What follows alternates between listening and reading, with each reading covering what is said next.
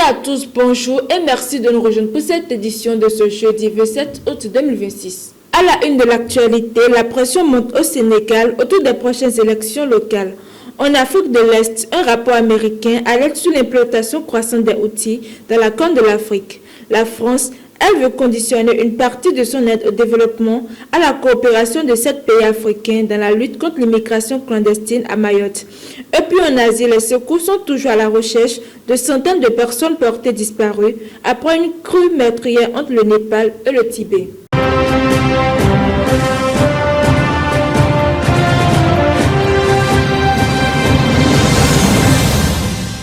Démarrons ce journal au Sénégal. Le PASTEF met la pression sur le gouvernement à quelques mois des prochaines élections locales. Le parti majoritaire à l'Assemblée nationale estime que le scrutin doit impérativement se tenir au plus tard le dimanche 17 janvier 2027.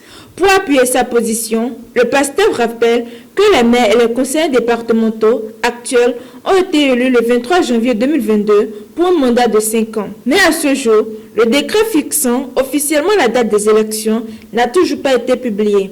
Même situation pour le moment de la caution électorale qui doit normalement être déterminée au plus tard 150 jours avant le scrutin. Dans un communiqué, le PASTEF appelle donc le gouvernement et la commission électorale à respecter les dispositions du code électoral. Le parti affirme que le respect du calendrier électoral est une obligation légale qui s'impose à tous.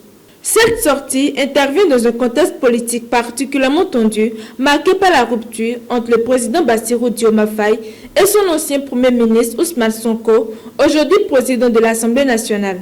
Les prochaines élections locales apparaissent ainsi comme un premier grand test électoral pour le PASTEF depuis son arrivée au pouvoir. Toujours en Afrique, les Houthis yéménites étendent leurs influences dans la Corne de l'Afrique. C'est ce que révèle un rapport du think tank américain The Fentus Foundation.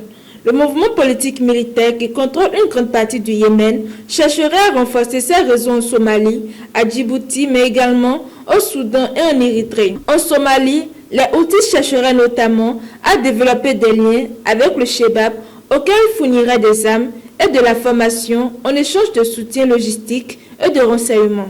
À Djibouti, le port serait utilisé comme une importante plaque tournante pour le transfert de matériel militaire vers le Yémen. Des sociétés écrans feraient transiter des marchandises par conteneurs ou cargo avant leur expédition vers le Yémen à bord de petites embarcations. Selon le rapport, ces stratégies témoignent de la volonté des Houthis d'étendre leurs influences bien au-delà du territoire yéménite, notamment autour de la mer Rouge et du golfe d'Aden. Et puis en France, le gouvernement veut durcir sa politique à l'égard de 7 pays africains sur la question migratoire à Mayotte. En déplacement dans l'archipel, le Premier ministre Sébastien Lecornu a annoncé vouloir conditionner une partie de l'aide publique française au développement à une meilleure coopération dans la lutte contre l'immigration clandestine. Les Comores, le Burundi, la Tanzanie, la République démocratique du Congo, le Rwanda, la Somalie et le Kenya sont concernés par ce dispositif présenté sous la forme d'un système de bonus-malus. La France souhaite notamment tenir compte de la coopération des pays concernés dans la lutte contre les farceurs, la délivrance de laissez-passer consulaires et le retour des personnes en situation irrégulière. Le gouvernement assure toutefois que l'aide humanitaire directe ne sera pas remise en cause. Cette annonce suscite des réactions contrastées. À gauche, certains élus dénoncent un chantage à l'aide du développement. À l'extrême droite, la mesure est au contraire jugée insuffisante. Des organisations non gouvernementales craignent, elles, une instrumentalisation de l'aide française à des fins politiques et migratoires. Et pour terminer ce journal, direction maintenant l'Asie, où une catastrophe naturelle mobilise d'importants moyens de secours. Au Népal et au Tibet, les secours poursuivent leurs recherches après une crue dévastatrice survenue à la frontière entre le Népal et la Chine. Le bilan provisoire fait autant d'au moins 165 morts, dont 162 au Népal et 3 en Chine. Mais le nombre de personnes portées disparues dépasse le millier. La catastrophe aurait été provoquée par l'effondrement d'un glacier, entraînant une montée extrême brutale des eaux et d'importants glissements de terrain. Plusieurs vallées ont été touchées. Des torrents d'eau et de boue ont emporté des bâtiments, des véhicules et des infrastructures. Au Népal, des villages et des marchés entiers auraient été dévastés. Parmi les disparus figurent plusieurs centaines de touristes étrangers. Les autorités chinoises recense notamment 558 personnes portées disparues, dont 260 étrangers.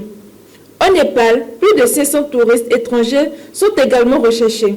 Les opérations de secours se poursuivent dans des conditions particulièrement difficiles. Près de 800 secouristes, accompagnés de véhicules, de chiens renifleurs et d'embarcations, ont été mobilisés du côté chinois. Au Népal, les forces de l'ordre procèdent également à des évacuations dans les zones considérées comme dangereuses. Les autorités des deux pays tentent désormais de retrouver des voitures survivants et de porter assistance aux populations sinistrées. C'est la fin de cette édition. Merci de nous avoir suivis et à très bientôt.